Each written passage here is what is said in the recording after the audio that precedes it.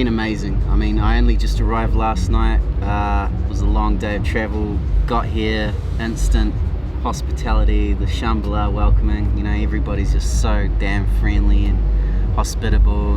Then we played our set last night in the village, and that was amazing. So it's been kind of non-stop since I arrived last night, but I'm very excited to kind of take a bit more of a relaxed approach tonight. Well, I think, you know, in other years playing in the Grove or, you know, in the living room, it's been more of they've been longer sets, so it's been like a 2-hour set, and it's been more of a journey. Whereas last night it was the both of us in the Thunderdome, do you know what I mean? Just going nuts, dropping all the ammo we've got back to back, fast mixing. It was more like just, you know, boom, in 1 hour, you know. That's a super, super tough question, because every stage is amazing in its own unique way. However, after last night, I must say, the village is extremely fun to play on, and I'd love to play there again. I mean, I also love the Grove as well, just because I feel like the Grove's just the perfect place for our kind of music, you know, for that deep, dark and dangerous dubstep. I haven't done it this year, but last year when I did it, I was a snake. So that's kind of creepy, but yeah. And I actually saw a snake for the first time ever in the wild just today, so that, yeah, it was like in the camping grounds, so I was like, whoa, that's kind of weird. Because in New Zealand, like, we don't even have snakes in the zoos, do you know what I mean? Like, they're like fully banned in New Zealand, like, you don't see snakes. I can't think of any particular story, but just the general, you know, I'm a lucky guy in the sense that I get to travel a lot. I see a lot of different places and a lot of festivals, and, you know, I meet a lot of good people, and they always treat me well and look after me. But here it's just that extra kind of, people just go the extra mile, and, like, you know, just even, you know, standing on the dance floor last night, you know, like, some dude stood on my foot, and he's just like, oh, sorry man, sorry. He's like giving me a hug for standing on my foot, you know what I mean? Like, people are just like super friendly, and I think that's amazing, you know. The community aspect. There's definitely there's a special community vibe, and I think the fact that Shambhala kind of removes itself from that whole corporate idea, and like that you can see that in the people and the community vibe, and, you know, it sounds cheesy, but it really is real, you know, like, you can feel the love. So I have a studio in LA, just a little studio at my house.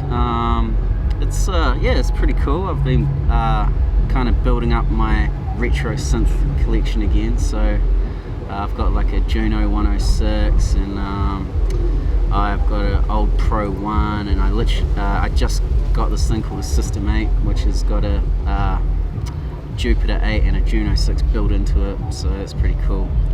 So I'm like really into the hardware and stuff at the moment, but I also use a lot of software and VSTs and stuff like that as well. And Tristan, he has his studio in New Zealand, so we do a lot of work online.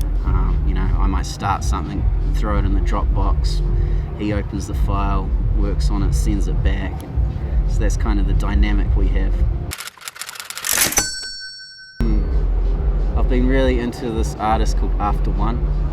He like hasn't really made anything recently, but he makes really dope kind of abstract hip hop beats. I don't know how to even really explain it, but yeah, After One.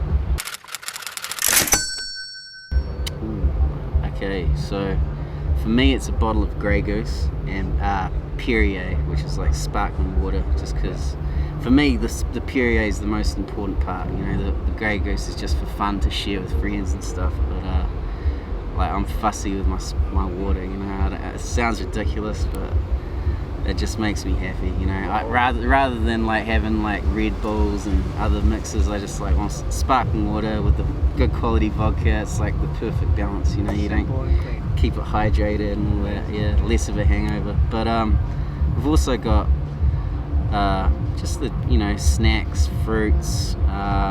Got socks on the rider, and that sounds pretty prima donna, but it's actually because when we first started touring the States, they were making us do like 13 shows in like 14 days, and would get like 10 days deep into the tour and would both run out of socks and would land in like some random place like fucking, you know, like Knoxville or something, Tennessee, and like would land and be like, dude, we need to like go to Walmart and get some socks, we can't play tonight, our feet stink, you know, like Clean socks are nothing like clean socks. So our agent was like, dude, just put it on the rider. We're like, you can do that? He's like, yeah, you can put socks on the rider. So now we've got socks on the rider, so it's pretty cool. But also, one of the most important things which I forgot to mention was the herbal medicine.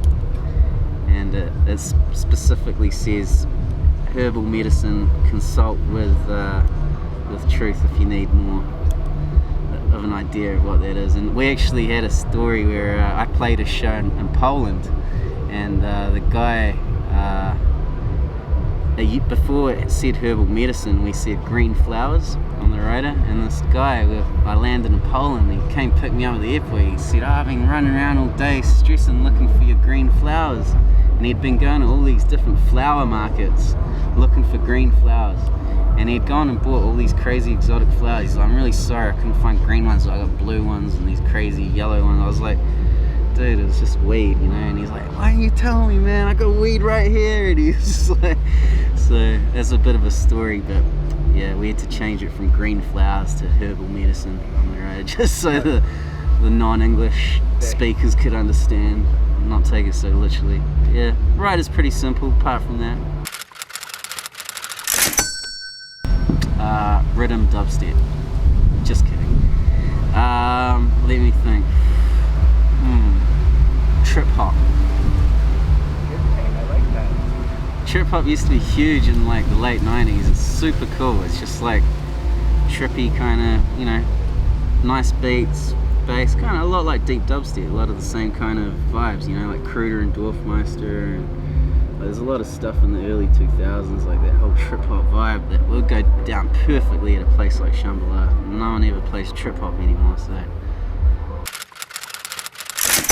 Alright, yo, what's up? This is Dre from Truth. Just want to say big ups to everyone at the Shambhala. Always showing us a great time, a lot of love. We love coming here. It's definitely coming home for us, so big ups.